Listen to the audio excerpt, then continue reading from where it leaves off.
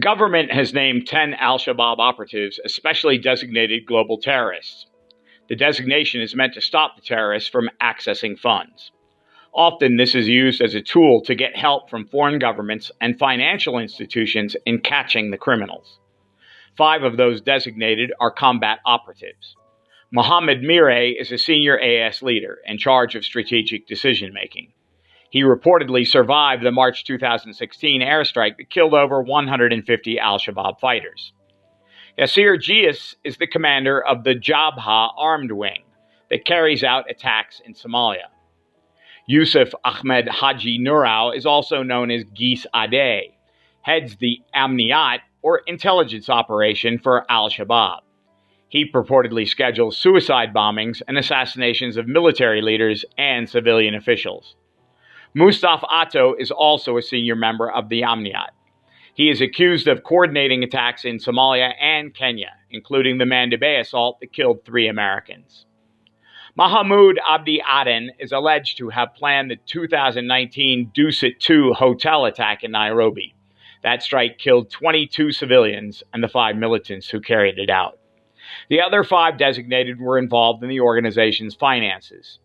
The 10 new names makes it 20 al-Shabaab leaders on the SDGT list.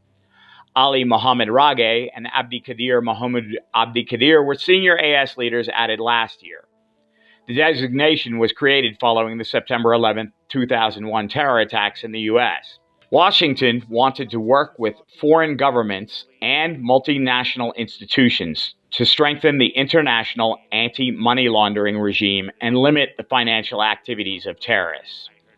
The United Nations subsequently adopted a U.S. resolution which criminalized the financing of terrorism and required states to freeze without delay funds and other financial assets or economic resources of individuals participating in terrorist activity.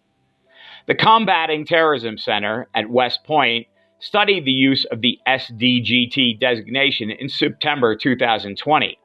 At the time, there were 714 terrorists on the list. Now there are nearly 800. 418 had also been designated by the UN. The study found that relatively few on the list, 57, had been involved in terrorist attacks since their designation. Out of those 57, only 5 actually participated in violent acts. That only 8% of all designees have been involved in perpetrating a terrorist act since their designation is notable. The analysis also found that $46 million in terrorist assets had been found and frozen in the U.S., including those of al-Shabaab, Boko Haram, and the Haqqani network. ADN TV will continue to report on security developments affecting Somalia.